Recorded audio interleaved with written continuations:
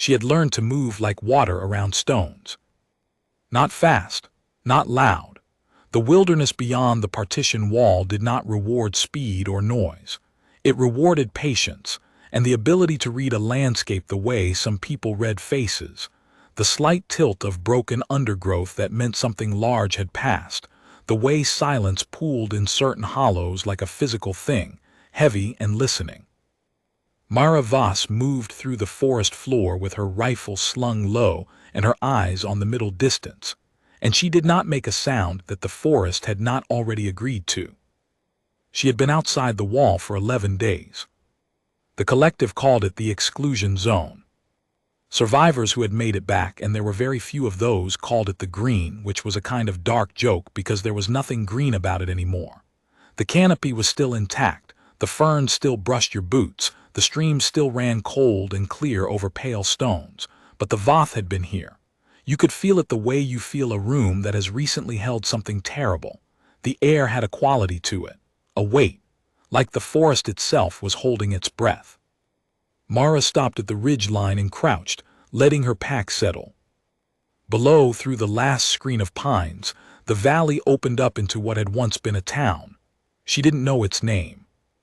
The collective's maps labeled it only as Site 7, which told her nothing except that 6 other sites had already been catalogued and written off. The structures were still standing. The Voth did not demolish things, they transformed them.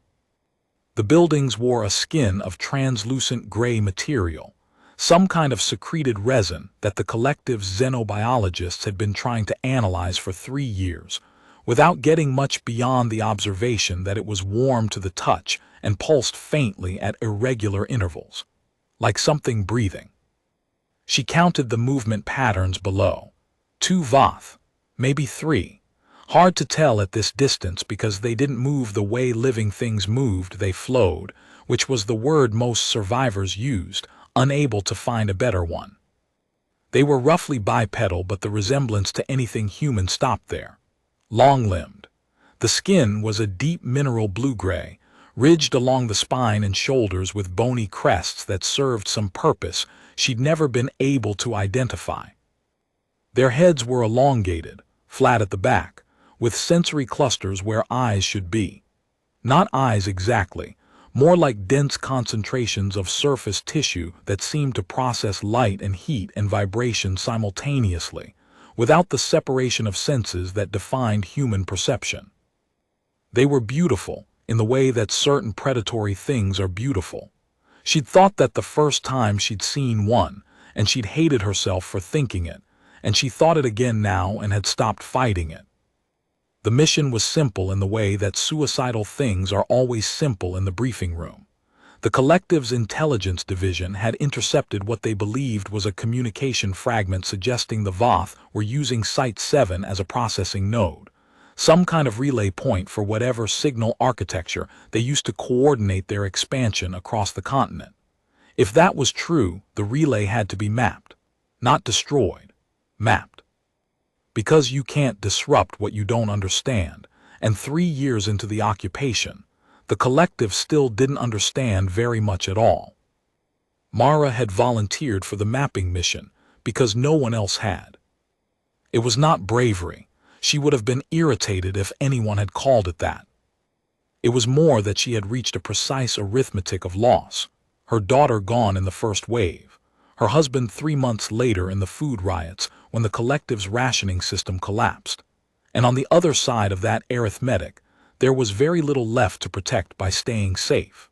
She had volunteered because the mission needed doing, and she happened to be the person most qualified to do it, and still least connected to anything that would be damaged by her not coming back. She moved down the ridge. She had covered perhaps 300 meters when she found him. He was in a shallow depression between 2 fallen trees, half covered in dead leaves as if he tried to camouflage himself and then lost the ability to finish. A man, human.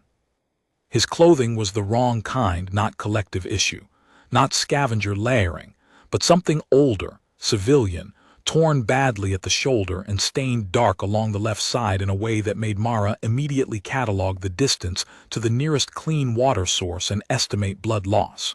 His breathing was audible from 4 meters away. That was bad. In the green, anything that made noise was either very confident or very close to done. She crouched beside him and put 2 fingers to his throat and felt his pulse, fast and unsteady, like a bird trapped in a box. His eyes opened. They were brown and fever-bright, and focused on her face with an intensity she recognized as the particular desperation of someone who has been alone with bad luck for too long. "Don't," she said quietly. "Don't make noise. Don't move quickly. There are Voth in the valley, and their heat perception is approximately 3 times the range of human sight." He stared at her, his lips moved. "Water," he managed. She gave him her secondary canteen, watched him drink. He had a quality she'd noticed in survivors, a kind of stripped-down presence, like everything unnecessary had been burned away, leaving only the essential machinery of continuing to exist. "How long have you been out here?" she asked. He coughed against his wrist, controlled the sound with a deliberateness that told her he had some experience in the field. 4 days, maybe 5. I was with a group from the eastern settlement. We got separated." He paused. "They're gone." "How do you know?" He looked at her, and there was something in his face she had to look away from. "I know." She checked his wound.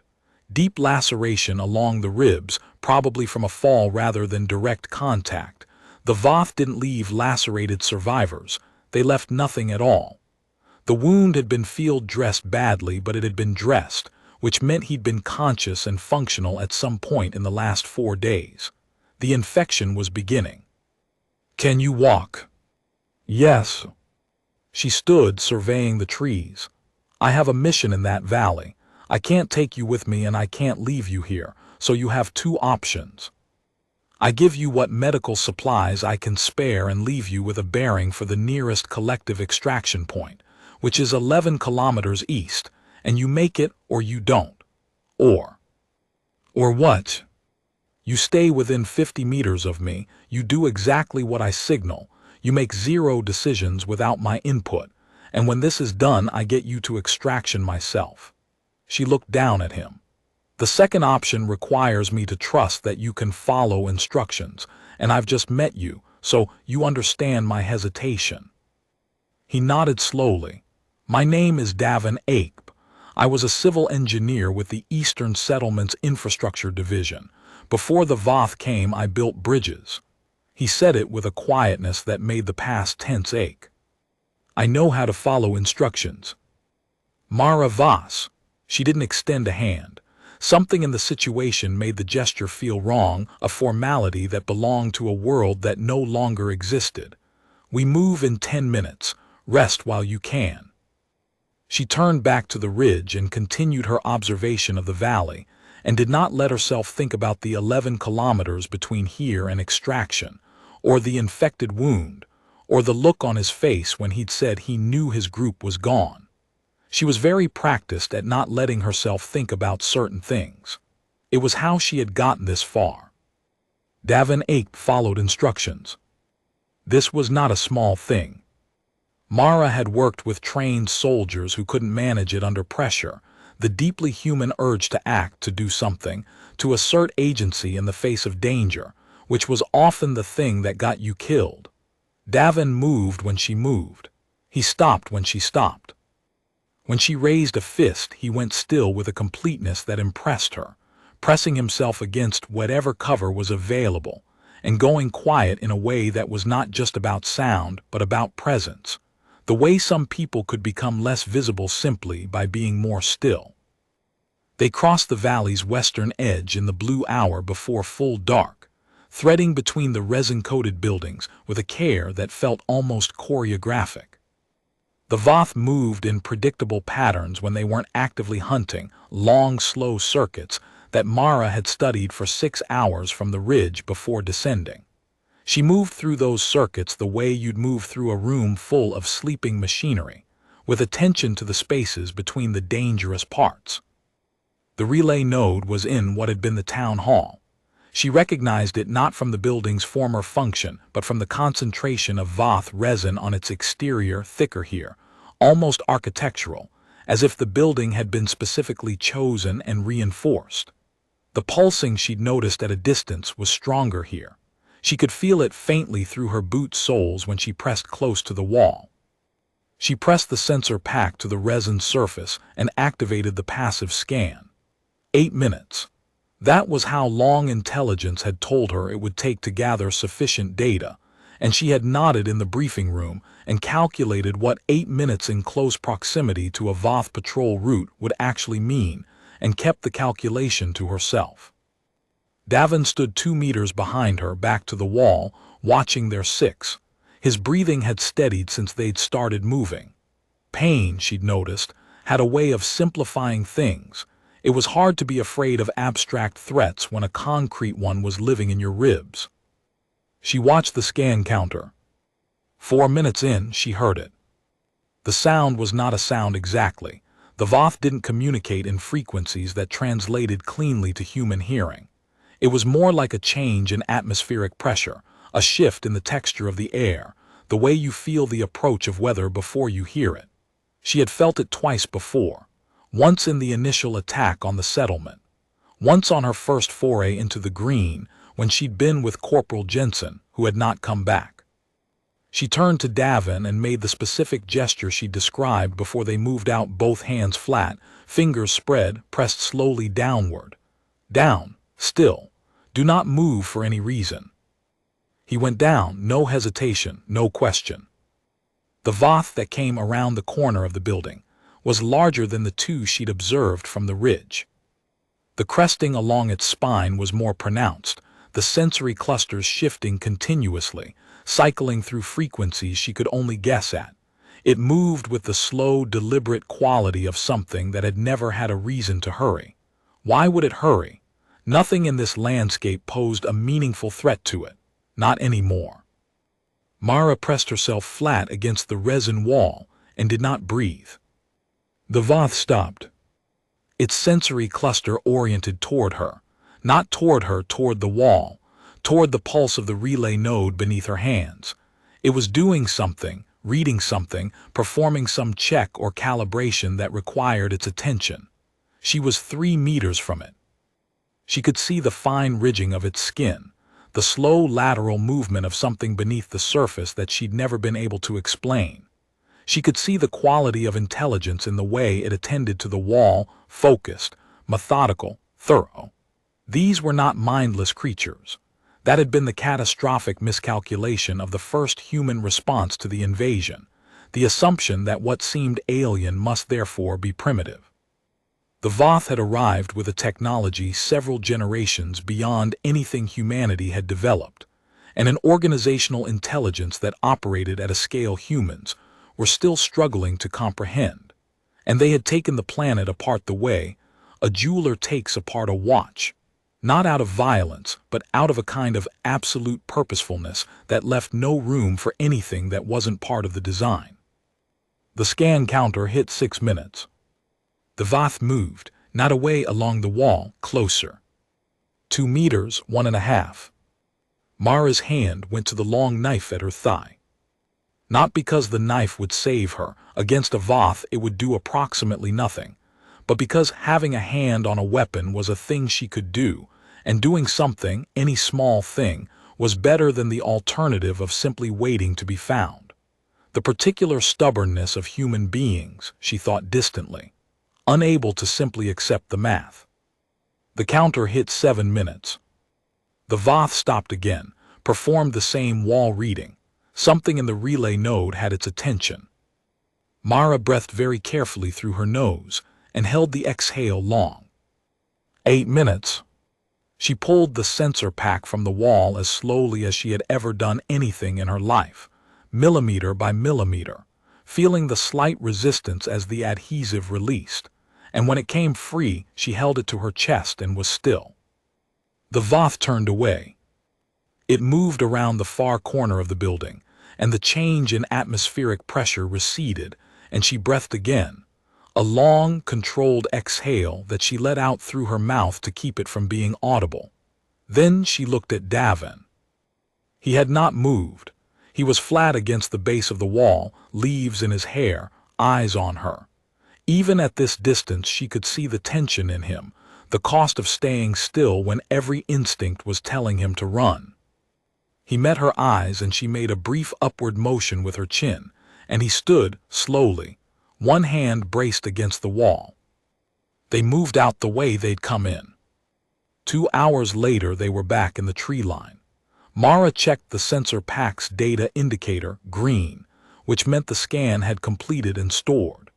She sat against a pine and let herself feel the shaking in her hands that she hadn't permitted during the operation itself, watching her fingers tremble with a kind of distant interest. Davin sat near her. Not next to her, he seemed to understand, with a perception she was beginning to respect, that proximity required permission she hadn't given. He drank from the canteen she'd returned to him and pressed his hand carefully against his ribs and made no sound about it. "You were very still back there," she said. "I was terrified." "Those aren't mutually exclusive." He looked at her with a slight shift in expression that wasn't quite a smile. "No, I suppose they're not." She pulled out the map actual paper, because electronics had frequencies the Voth could read, a lesson the collective had learned at significant cost. The extraction point was marked in her own handwriting, a small circle at the end of a path she'd scouted on the way in. 11 kilometers. In full daylight with no injury and no Voth activity, 4 hours of hard walking. In current conditions, she calculated 6, maybe 7. "You need to tell me honestly how bad the ribs are." He considered this. "I can walk, I can't run." "How far?" "As far as necessary." She studied him. "That's not an answer." "It's the truest one I have." He met her eyes. There was a directness in it that she found herself not knowing what to do with. She had spent 3 years in a world where most human interaction was mediated by fear or agenda, where people's eyes were always slightly elsewhere, measuring exits or advantages. He was simply looking at her. "I don't know how far I can go because I've never been tested quite like this before. But I know what direction the extraction point is, and I know what's at stake, and I know what the alternative is. So the honest answer is, I'll go as far as necessary." Mara folded the map. She thought about her daughter. She thought about this very rarely, in the deliberately limited way she trained herself to, like looking at something bright, a quick glance and then away. But she thought about her now briefly, with a precision that was almost surgical. Dark hair, 7 years old, a habit of humming songs she half remembered from somewhere, completely unaware of the specific miracle of herself. "We move at first light," she said. They moved at first light. The forest in the early morning had a quality she'd always found quietly devastating, the particular light, low and gold, finding its way through the canopy in long shafts that illuminated the motes of dust and pollen floating in the air, the perfect stillness of it, the way the birds had not yet resumed the sounds they'd apparently decided to stop making when the Voth came. You could forget, for exactly half a second, that the world had become what it had become. And then you remembered, and the forgetting made the remembering worse. She kept them moving. Davin was slower than the day before. The infection was doing what infections do, systematic and patient, working against him in increments. She watched him from the corner of her eye and adjusted their pace and did not mention it, which she judged to be more useful than mentioning it. They stopped to drink at a stream, and she redressed his wound with the last of her field dressing. He sat on a rock at the stream's edge and let her work without complaint, though she could feel the tension in him from the pain, the careful not flinching. "Tell me about the bridges," she said, not because she needed to know, because he needed to talk and talking helped with pain and she needed him functional for another 3 hours minimum. He looked at her, and something shifted in his face, a kind of surprised gratitude that he didn't quite manage to hide. "What kind?" "Any kind." The last one I built was a pedestrian bridge over the Arden River. Nothing complicated, cable suspension, composite deck, about 60 meters of span. But it was for this village that had been cut off from the main settlement network every spring when the river flooded. Kids had to wade to school. He paused. After we finished, there was a crossing ceremony. The whole village. They sent children across first. She finished tying the dressing. How long ago? 6 months before the Voth landed. The silence between them was the kind that means something, full rather than empty. She sat back and looked at the stream and thought about 6 months before the Voth, which was a calculation every human being she'd ever met performed constantly, measuring their before lives against the fact that they'd happened to exist in the precise window of time when the worst thing that had ever happened to their species happened. My daughter liked bridges, she said. The words came out of her as if they'd been stored under pressure. She hadn't intended to say them. She used to make them, sticks and string, very serious about the engineering. Davin said nothing for a moment. Then, how old? 7 when it happened. Another silence, then carefully, I'm sorry. Yes, she stood, shouldering her pack. 2 more hours, can you do it? He stood. She watched him calibrate the pain against the standing, and saw the moment he'd made the decision to continue, as if the pain were simply a condition of the landscape, like the incline or the undergrowth. Yes, he said. They moved. An hour later they found the others.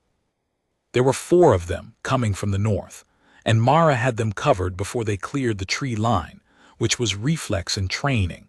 And then she lowered the rifle when she saw what they were, 3 men and a woman, collective civilian clothing, carrying the specific hollowed look of people who had been in the green for longer than was survivable by rights.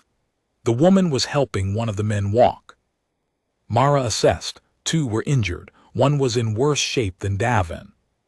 They had no weapons she could see, and they were moving without any of the field discipline she'd been operating under, which meant they were civilians without military training, and they were making enough noise to be audible at 50 meters.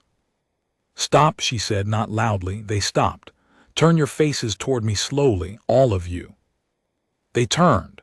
The woman's face was young and exhausted and completely without pretense, no calculation, no agenda, just the naked reliance of someone who has run out of options and found an unexpected alternative. We're from Site 14, she said. We've been in the green for 9 days. We heard the Voth patrol route shifted south this morning and we thought we could. How do you know the patrol route shifted? The woman blinked. One of us used to work in intelligence before. She nodded at the man she was helping. He tracked it last night. Mara looked at Davin. He raised his eyebrows very slightly, leaving the decision where it belonged. She looked at the group. 4 more bodies, 2 injuries that would slow the group further. No weapons. 3 hours of viable travel light left. 1 extraction point. The arithmetic was clear and the arithmetic was wrong, and she knew both things simultaneously. Extraction is 3 kilometers east, she said. Single file, I'm at the front. You, she pointed to the woman, you stay next to me.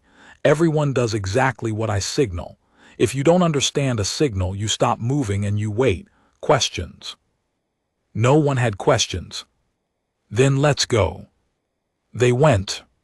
It was the hardest 3 kilometers of the mission, not because of the distance, but because of the mass of bodies moving together, the difficulty of maintaining field discipline across a group that had none, the constant small recalibration she had to perform, slowing here, stopping there, reading the landscape for 6 people instead of 2, and finding the paths that would conceal them and navigating around the 1 Voth aerial she spotted at distance, moving high and slow to the south.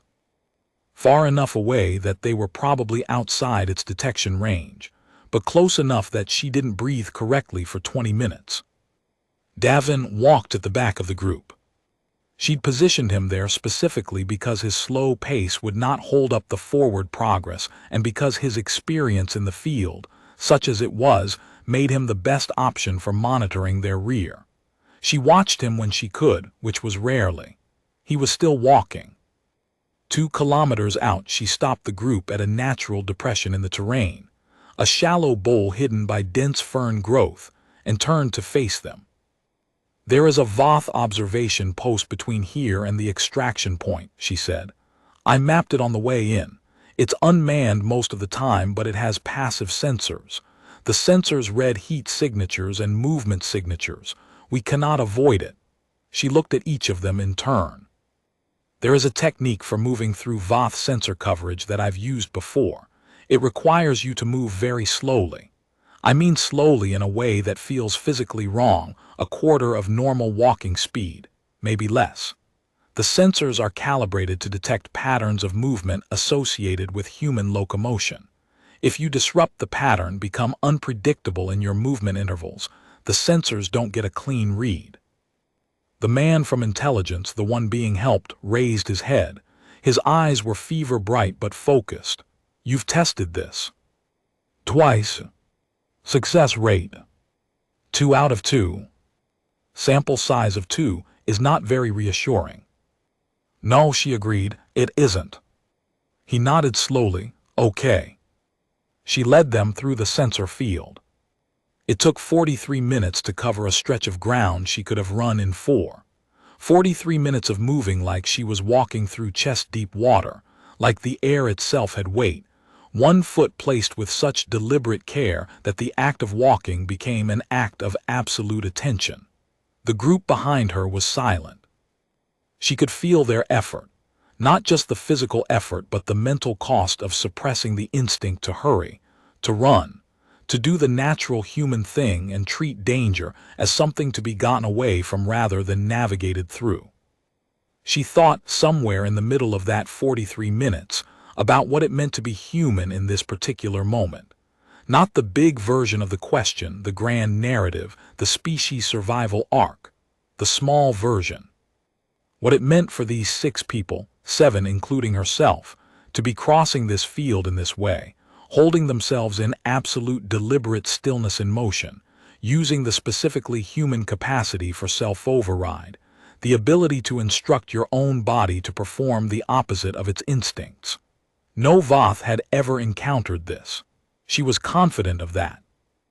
The Voth had fought humans and studied humans and driven humans from their territory with a clinical efficiency that bordered on contempt. But they had done all of this without ever understanding the thing that Mara understood right now. That human beings could choose, in the most frightened moment, to become something entirely unexpected. She cleared the sensor field. She turned and watched the last of the group emerge, Davin, moving with the careful, controlled deliberateness of someone managing a significant amount of pain, one hand pressed light against his ribs. He cleared the boundary marker she'd set, and she let out the breath she'd been holding. "Done," she said quietly. The woman from Site 14 sat down on the ground and put her face in her hands, not crying, just being still for a moment. 1 kilometer left. They made it in 40 minutes, moving faster now, less caution required as they approached the extraction marker. A broken tree stump she'd carved with a specific notch on the way in, barely visible unless you knew what you were looking for. She activated the emergency transponder. The signal went out and she settled in to wait. "How long?" the intelligence man asked. He was lying down now, which she took as an honest communication about the state of his reserves. "Protocols say 2 to 4 hours after signal receipt. In practice," she considered, "somewhere in there." Optimistic or pessimistic? Neither, just a range. He closed his eyes. "You're very calm," he said. "I'm very tired," she said.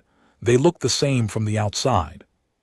She sat near Davin, who had his back against a fallen log and was looking up through the canopy at the sky, which was doing the thing the sky did in the late afternoon when the light was coming from the west, layers of color, each one a different argument for the world still being worth having. She'd noticed it before and refused to let herself think too much about it, the same way she'd refused herself the daughter memory and a dozen other things. but she noticed it now. Bridge builders must look at structures a lot, she said. He turned his head. Constantly, occupational hazard. What do you see when you look at a forest? He thought about this with genuine seriousness. Load distribution, he said finally. The way the root systems spread to take the weight. The way the canopy distributes stress across multiple load points so no single element has to bear too much. He paused. It's a good system, better than most of what we built. We built enough. We did, he looked at her. You've been in the green before. More than once. 8 times. And you keep going back. It wasn't a question, but she treated it like one. The work needs doing. Someone else could do it. Not as well, not yet. I keep finding things out. She picked at the bark of the log without purpose. Each time I go in, I learn something I didn't know before, about the Voth, about the territory, she paused, about what works, what doesn't. What we've learned so far. What I've learned. He was quiet for a moment. The sensor evasion technique, you developed that yourself. Trial and error. She thought about Jensen. About the first time when there had been 2 of them and only one had come out. More error than trial early on. He nodded. He didn't push. She appreciated the precision of his silence, the way it made room for more without demanding it. My daughter used to hum while she built things, she said. She hadn't planned to say it. She'd been not saying it for 3 years. Even when she was concentrating, especially when she was concentrating, some song she'd half made up, she stopped. I can still hear it. I can't place it anymore. I can't remember where she learned it or what it actually was, but the sound of it. Davin said nothing for a long moment. I had a brother, he said finally. He used to whistle while he cooked, drove me absolutely crazy. I kept telling him to stop. Another pause. I would give a very significant amount to hear it again. The light moved across the canopy. Somewhere distant, a bird made a sound that was possibly the beginning of something and then stopped. You know, Davin said, bridges aren't really about the structure. The engineering is the constraint, not the purpose. The purpose is always the crossing, getting from one side to the other. He shifted against the log and inhaled carefully. I've been thinking about that a lot out here. What's on the other side? Whether there's enough left on the other side to make the crossing worth the engineering. She looked at him. There's enough, she said. It came out with a certainty she hadn't premeditated. She tested it internally, the way you test a foothold before committing weight to it, and found that it held. How do you know? She thought about the village children crossing the bridge, about 7-year-olds with stick bridges, about the particular way human beings built things toward each other, the endless reaching across that defined the species in a way the Voth, with all their technology and organization and absolute purposeful efficiency, seemed constitutionally unable to comprehend.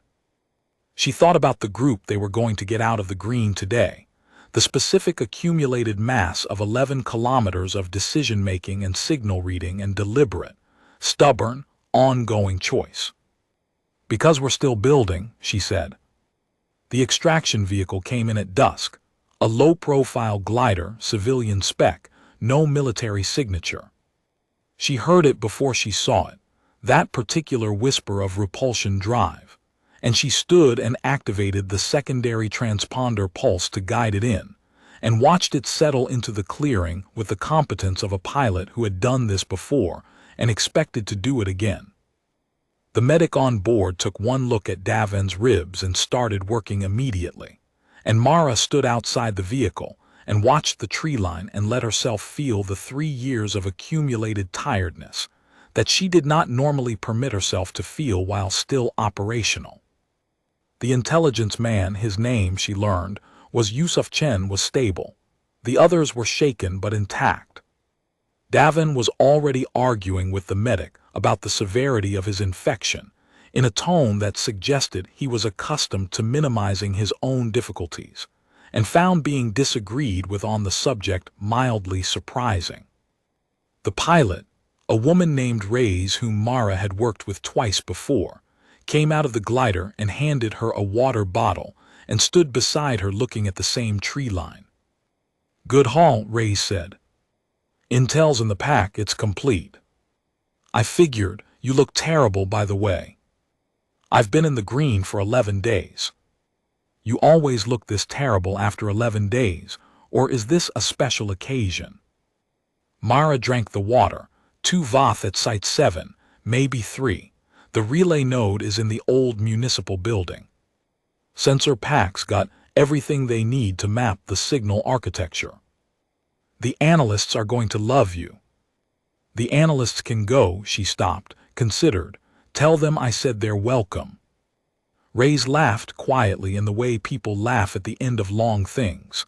Come on, get in. We need to be 50 kilometers north before the Voths shift their aerial survey. Mara took one more look at the tree line. The forest in the dusk was almost exactly the way it had been the morning she'd entered, the canopy dark against the last blue of the sky, the ferns, the pale stones in the stream bed. All of it still there, all of it continuing. She got in. She sat across from Davin, in the narrow bay of the glider. He had a proper field dressing on his ribs now, and a flush of antibiotics working through his system, and he looked, she thought, like a man who had just remembered something important. "You didn't have to bring the group out," he said. "It added a significant amount of risk." "Yes. The mission objective was accomplished before we found them." "Yes." He looked at her steadily. "So why did you?" She thought about how to answer this and rejected several answers as insufficient and landed on the simplest one. "Because they needed to cross," she said, "and I know the bridge." He was quiet for a long moment. "The children," he said finally, "in the village. When we opened the bridge, there was this moment when the first kid stepped on it, this little girl, maybe 4 years old, and she looked down at the water through the deck grating and she absolutely froze." He paused. Her mother was right behind her. Didn't touch her, didn't pick her up, just put her hand on the girl's shoulder and waited. And the kid just stood there for maybe 30 seconds, looking at the water, and then she took a step, and then another. And her mother walked beside her all the way across. Mara listened. "I thought about what it took," he said, "to take that step. The water was right there, and the girl didn't understand the tensile math or the load distribution or any of the engineering that made the bridge safe. She just had the step and the choice and her mother's hand on her shoulder." He paused again. "That's what I think about when I think about why the bridges mattered." The glider lifted.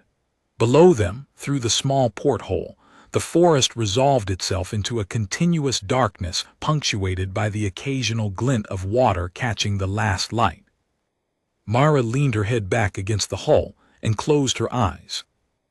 After a while she heard it, not imagined, not hallucinated by exhaustion, but simply heard, the way you hear something you've been not hearing for a long time. The shape of it, the half-made melody, her daughter humming to herself over her sticks and string. She let herself hear it. There was a collective analysis facility 300 kilometers north, where a team of xenobiologists and signal engineers would spend the next 3 weeks working through the data on Mara's sensor pack, mapping the Voth relay architecture node by node, tracing the signal pathways until they understood not just what the relay was but how it worked, and most importantly, how it could be made to not work. The analysis would take time. The counter-strategy it enabled would take more time. Nothing was resolved, nothing was over. But maps could be made of things that had seemed unmappable. The Voth had arrived with the assumption, born from an analysis of everything humanity had built and everything humanity had failed to build, that the species' survival was a matter of arithmetic. Resources, energy, population density, strategic capacity, all of it calculable, all of it in their estimation insufficient. What their analysis had not captured, what it could not have captured, because it was not the kind of thing that showed up in resource tallies or strategic assessments, was what Mara Voss had done in the valley of Site 7, When the sensor pack hit 8 minutes, an Avoth sensory cluster turned toward her, and she pressed her hand to its sensor, and did not breathe and was still. The specific human decision to be exactly the opposite of what the situation seemed to demand. To be in the face of something overwhelming, smaller rather than larger, quieter rather than louder, more deliberate rather than less. To become, in the dark, a thing that could wait. The glider hummed north. Outside the porthole, the green went on below them in all directions, vast and dark and changed, and still full of the particular small sounds and gestures and decisions that the Voth, in all their efficiency, had never quite managed to account for. Davin Ake fell asleep against the hull, one hand loose on his knee. Myra Voss watched the darkness below and let herself hear her daughter's song and thought about bridges. She would go back in. She knew that with the same certainty she'd said there was enough left on the other side to make the crossing worth it.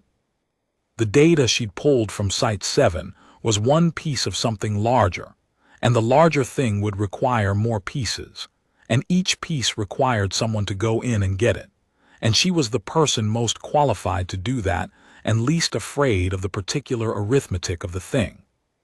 But first the crossing. 11 days in and 11 days back, and on the other side of that, the analysts and their models, the counter-strategy, the slow accumulation of knowledge that had to be, the way through. The Voth could not be outfought. Mara had understood that 3 years ago and had not wasted time on the idea since. But they could be outthought, and thinking required information, and information required people willing to go into the spaces where it lived and look at it directly and carry it back. It was not, she acknowledged to herself, a particularly grand kind of heroism. It didn't make noise. It didn't explode. It was very small, what she did, very careful and very slow and very much about the spaces between things rather than the things themselves. But bridges weren't really about the structure. The purpose was always the crossing. She closed her eyes. Below them the green continued, and somewhere in it the Voth moved on their circuits with their patient efficiency and their absolute purposeful intelligence, processing information at scales and speeds that made human cognition look like children counting on their fingers. And somewhere in it, the ferns still brushed your boots, and the stream still ran cold over pale stones, and a bird had started making a sound and then stopped, and would start again. The glider climbed north into the dark. Mara Voss let herself sleep. She woke before the glider set down. It was the pilot's voice over the internal calm, professional, a brief warning about wind shear on approach, but Mara had been sleeping the half-sleep of someone who never fully surrenders consciousness, and she was awake before the words resolved into meaning. Old habit, the kind that probably kept you alive and definitely made you strange to be around at rest. The facility was built into a hillside, half-submerged, indistinguishable from the surrounding terrain to any aerial survey. Someone had been very careful about its design. She'd been here twice before, and both times she'd had the same feeling approaching it. The particular relief of a place that understood concealment, that had been built by people who took the threat seriously, rather than the people in the early days who had built their shelters, with all the confident visibility of individuals who had not yet understood what they were dealing with. The medics were waiting. They took Davin and Yusuf Chen on stretchers and the others walked, and Mara stood on the landing pad and let the intake team do their documentation, pulse, temperature, field exposure duration, last known food intake, and answered their questions in the flat shorthand of someone who had done this before. A man named Coordinator Pellin met her at the facility entrance. He was thin, older than his actual age in the way that administrative authority in difficult times tended to do to people, with the specific look of someone who had been awake for an uncomfortable number of consecutive hours and had made peace with that as a permanent condition. "The data package," he said. She handed him the sensor pack without ceremony. Signal architecture scan for Site 7 relay node. The relay is in the former municipal building, southwestern wall, approximately 1 meter up from grade. The Voth resin coating is thicker there than anywhere else in the site. Your people can use that as a confirmation marker if they run visual. He took the pack and turned it over in his hands. 8-minute scan window. Yes. Under active patrol presence. 1 patrol circuit, larger individual than the others, probably a senior configuration. It read the wall during my window but didn't localize me. Pellin looked at her with the expression she recognized as the one people used when they wanted to ask how and decided not to. There are 4 secondary nodes we've identified from satellite imaging. Sites 3, 9, 12, and 15. If this data confirms what the analysis team thinks about the signal architecture, we may be looking at a map that lets us disrupt the whole network from the outside. In theory. Your theory or your analysts? Both. She considered this. Then you're going to need someone to go into Sites 3, 9, 12, and 15. He was quiet for a moment. That's 4 more missions. Yes. The Green has become significantly more active since we started this program. The Voth have changed their patrol density in the eastern sectors. We've lost, he paused. We've lost people on each of the last 3 missions. I know, she'd known 3 of them. I'll need updated patrol route intel before each entry. Current, not more than 12 hours old. And I'll need the analysis team's preliminary read on this scan before I go back in. I want to know what I'm looking for before I enter each site. Pellin studied her. You understand that I'm supposed to tell you there are other qualified operatives available for this, he said. Are there? Another pause, not with your specifics. Then we're having a formality of a conversation. She unslung her pack and held it out. My equipment needs a full restock. I'll debrief in 2 hours and I'll need 8 hours of sleep minimum before that. Is there a place? Room 7, 3rd corridor. It has a window. I thought you'd want the window. She looked at him. 8 years ago you told me that the worst thing about the holding facilities was no windows, he said. I remembered. She took the pack strap back. 8 hours, she said, and went inside. She didn't sleep for 8 hours. She slept for 5, which she judged was physiologically sufficient, and which was the most she'd managed without the dream since the first year. The dream was always the same, and she didn't discuss it with anyone, and she was not going to discuss it here either. She lay in the room with the window and watched the sky go through its pre-dawn transitions. The deep blue first, then the slight lightening at the horizon's edge, then the slow color wash of early morning, and she ran through what she knew and what she didn't know and what she needed to do next. 4 sites, 4 scans, each one a piece of the map that would, if the analysts were right, allow the collective signal engineers to find the interference frequencies that would disrupt Voth coordination, not destroy the Voth. Nothing was that simple or that fast, but disrupt their capacity for the network precision that had made them nearly impossible to contest. The Voth worked, she had come to understand, the way a very sophisticated distributed system worked, each unit intelligent, each unit capable of independent action, but the overall behavior emerging from a constant exchange of information across the network. Without the network, each unit was still dangerous, but without the network, the overall behavior became less coordinated, less predictable, more like fighting individuals rather than fighting an integrated whole. And individuals, even very dangerous, very alien individuals with biology and technology, and an intelligence that operated at scales human beings were still struggling to map. Individuals could be dealt with in ways that a perfectly coordinated integrated system could not. This was the theory. There was a knock at the door. It's open, she said, without moving from the window. Davin came in slowly, which told her about the state of his ribs more accurately than any medical report would have. He was in facility clothing, nondescript, clean, and he'd washed the 11 days of the green from his face and hair, and he looked, she thought, almost exactly like the man he probably was before all of this, which was a thing that hadn't been true of most people she'd met in 3 years. He had 2 cups of something hot. "Pellin's staff told me where you were," he said. "I can go away." "You can stay." She moved from the window to the narrow chair by the wall and accepted the cup he offered, and he settled carefully into the room's other chair with the particular deliberateness of someone managing their ribcage. "How's the infection?" she asked. "Under control, they say. I'm instructed to not exert myself for 10 days.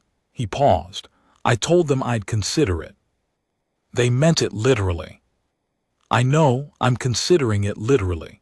He wrapped his hands around his cup. "I wanted to say something, and I wanted to say it before the debrief made everything formal." She waited. "What you did out there," he said. "The group from Site 14, the sensor field, all of it.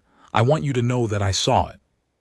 Not just the operational skill of it, which is extraordinary, but the decision-making underneath it. What you chose to do and what you chose not to do." He paused. "I don't think I'd have made it out without you. I know they wouldn't have, and I know that's not the language you use for what you do or why you do it." "It isn't," she agreed. "But someone should say it in the language that means it." He met her eyes. "So, thank you." She looked at him for a moment. The morning light from the window was doing something to the room, making it look more permanent than it was, more like a place that had always been there and always would be. "You stayed still," she said finally, "when the Voth came around the corner of the relay building. You stayed exactly still, and you didn't panic, and you didn't make noise, and that was the decision that made the difference. That was you." "I was terrified." "I know." She drank from the cup. Whatever was in it was warm and faintly bitter and completely welcome. Courage and terror aren't opposites. They're the same thing with different choices attached. He was quiet for a moment. "Pellin told me about the other sites," he said. She looked at him. "Not specifics, just that there were more, that the work isn't finished." "The work is never going to be finished quickly," she said. "That's something people need to stop expecting. It's going to be a series of small, difficult things done carefully over a long time, each one necessary. Each one its own set of problems." She set her cup down. "The Voth's advantage is coordination, networked, precise, fast. Our advantage is the opposite, adaptability, improvisation, the willingness to do unexpected things. But improvisation only works if you have information, and getting information requires someone to go into the places where it lives. And that's you. That's me, and eventually it will also be other people, as we learn more and as we develop better tools and as we train operatives who can read the green the way I've learned to read it." She thought about this. "We're 3 years in. We're learning. We're not learning fast enough, but we're learning." He nodded slowly. "Then, I've been thinking about what I can do with what I know." She looked at him curiously. "The collective's engineering division is 4 people and none of them have field experience," he said. "The infrastructure in the outer settlements is failing in ways that are going to cause casualties regardless of the Voth, just from basic load failure and water system breakdown." And he paused. "The safe houses you use, the extraction routes, they're all improvised. They work, but a structural engineer who's been through the green could design better ones, more durable, better concealed." He met her eyes. "I'm not going to be operational in the field. That's not my skill set and I know it, but I have skills." She studied him. "You should talk to Pellin," she said. "I plan to," he paused, "but I wanted to tell you first. Because you're the reason I'm here to do it." The morning had fully arrived by now, the sky a particular shade of pale blue that the window framed well. She thought about Davin's bridge, the village girl at the edge of it with the water below and her mother's hand on her shoulder. She thought about the children sent across first, the specific human instinct, not tactical, not strategic, simply human, to send children first across the new-made thing. "Tell me something," she said. "The bridge in the village, when you were building it, did you know it would hold?" He considered the question seriously, the way she'd noticed he considered most things. "I knew the calculations said it would hold. I knew the materials were rated for the load. I knew the engineering was sound." He paused. "But I've never built a bridge I didn't have some fear about until someone crossed it, until the load was actually on it. The math tells you it should work. The crossing tells you it does." She nodded slowly. "That's the thing, isn't it?" she said. "You have to put the load on it." "Yes. And every time you build another one, you trust the math a little more." "Not less afraid," he said, "just more confident in the math." She stood and moved back to the window and looked out at the facility's concealed exterior, the hillside that looked like a hillside, the trees that had been carefully left to grow rather than cleared, the complete deliberate ordinariness of it. "I'm going back in," she said. "In about 3 days, when the analysis is done and the patrol intel is current." "Site 3 first." She paused. "Each site I map is a piece of the architecture. Each piece is information the signal engineers need, and when they have enough pieces—" "The bridge holds," he said quietly. "Something like that." She heard him stand, the careful management of his ribs in the sound of it. He moved to the door and then stopped. "Mara," he said. She turned. "She would have been proud of you." He said it simply, without ornamentation. "Your daughter, the bridge builder." His eyes held hers for a moment. She would have known exactly who her mother was. Mara looked at him for a long time. "Go talk to Pelin," she said. After he'd gone, she stood at the window a while longer. Outside, the facility's small courtyard, concealed from above by netting, half buried in the hillside's natural growth, had 2 people in it, sharing a meal in the early morning light. She didn't know them. They talked with the ease of people who had been through something together and come out the other side with the particular closeness that comes from shared difficulty. One of them laughed at something, briefly, the sound rising through the window glass as a faint warmth. She turned from the window and picked up the mission briefing that Pelin's team had slid under her door while she slept, and sat on the edge of the bunk, and began to read.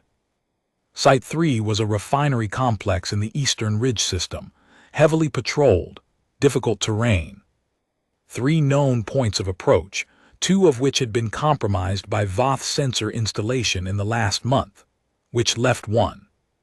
She read it twice, looked at the attached imagery, began to build the approach in her mind, not the route exactly, not yet, not until she had the updated patrol intel and the analysis team's read on what the relay node was likely to look like, but the shape of it, the rhythm. The particular human thing of beginning to solve a problem before all the parameters were known, because waiting for certainty was a luxury that had not been available for 3 years and was not going to be available for the foreseeable future. The morning light moved across the floor of the room. Mara Voss read the briefing and thought about Site 3 and remembered, without trying to, the sound of a half-invented song. She would be ready in 3 days. Outside in the small courtyard, someone was still laughing. The sound was faint through the glass, just the edge of it, the suggestion of it, like birdsong that starts and stops, and you're not sure whether you heard it or whether the wanting to hear it was enough to make it real. She turned a page.